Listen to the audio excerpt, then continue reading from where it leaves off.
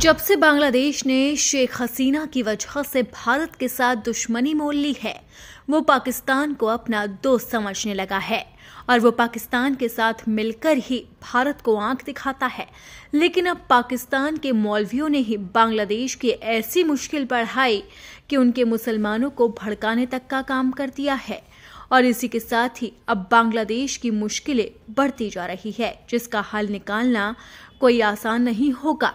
पाकिस्तानी मौलवियों ने बांग्लादेशी मुसलमानों के खिलाफ गंदी साजिश रची है और वो साजिश है इस निंदा कानून को लेकर। तो ये पूरा मामला क्या है, कैसे पाकिस्तान के धर्मगुरु बांग्लादेश के मुसलमानों के लिए बड़ी मुसीबत बन गए, ये समझते हैं। दरअसल हाल ही में बांग्लादेश में पाकिस्तान के धर्मगुरु ने एक विशाल सभा को संबोधित किया था।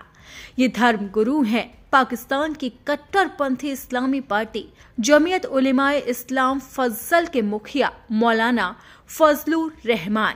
इन्होंने बांग्लादेश में धार्मिक सभा करके बड़ी बड़ी बातों का बखान किया। इस दौरान उन्होंने बांग्लादेश पर पाकिस्तान की तरह ही इस निंदा कानून लागू करने का भी दबाव बनाया। पाकिस्तान के दो बेहद प्रभावशाली धर्मगुरुओं ने ढाका में एक विशाल धार्मिक आयोजन किया और बांग्लादेश सरकार को झुकाने की कोशिश की है और वहां की मुस्लिम आबादी के खिलाफ गंदी साजिश रची है। पाकिस्तान के धर्मगुरुओं ने बांग्लादेश पर खुलकर दबाव बनाने की कोशिश की। वो चाहते हैं कि बांग्लादेश पाकिस्तान जैसा इस निंदा कानून लागू करे और अहमदिया समुदाय को गैर मुस्लिम घोषित कर दे। ढाका के सुहारवर्ती मैदान में खत्म ए नबूवत को पाकिस्तान के धर्मगुरु ने संबोधित किया।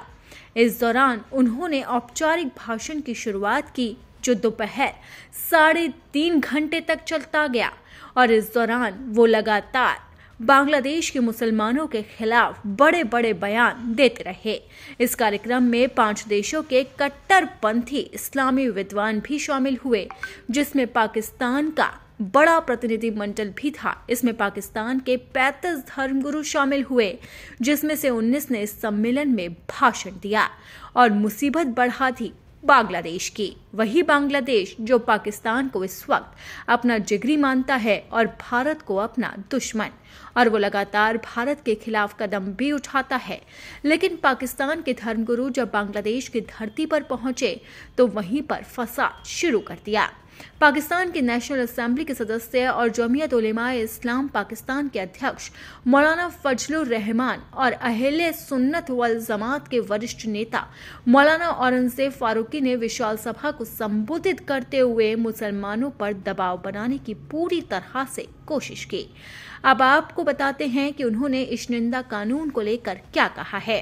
धर्मगुरुओं ने जोर देकर मांग की है कि बांग्लादेश पाकिस्तान जैसे ढांचे पर आधारित सख्त इस निंदा कानून अपनाए। उन्होंने अपने संदेश को मुस्लिम एकता के नारे के साथ पेश किया और कहा कि काबुल से बांग्लादेश तक एक कलमा हम जीतेंगे।